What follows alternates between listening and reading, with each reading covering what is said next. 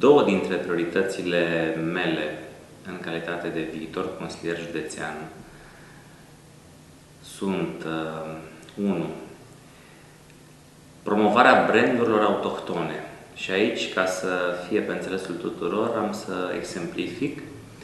Avem aici, nu foarte departe de Oradea, o comună care se cheamă Toboliu și unde mare parte a populației cultivă varză, așa cunoscuta sau bine cunoscuta varză de Toboliu.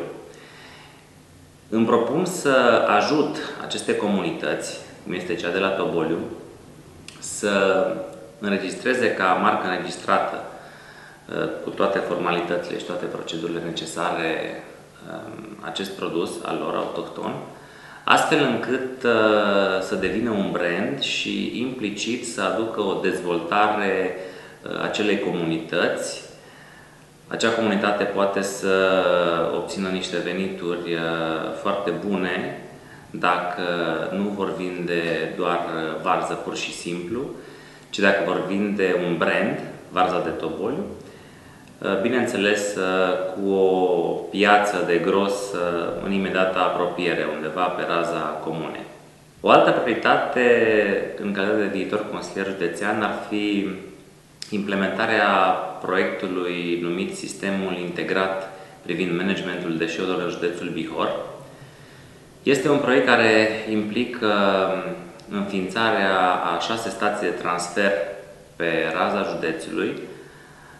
Astăzi trebuie să vă spun că în afară de orașul Alești nu mai există stație de transfer în județul Bihor și asta face ca să fie un cost foarte ridicat al transportului acestor deșeuri de la generare până la depozitul ecologic de la Oradea.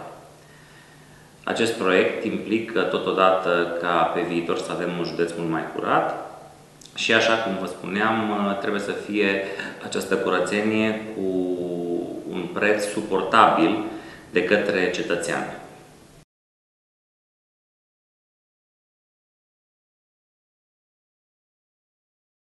Aceste două priorități pe care vi le-am expus, alături de celelalte proiecte pe care mi le propun, vor ajuta ca pe viitor bihorenii să aibă o viață de calitate. De aceea vă îndemn, votați Călin Mocan și lista de consilieri ai PDL Bihor pentru Consiliul Județean.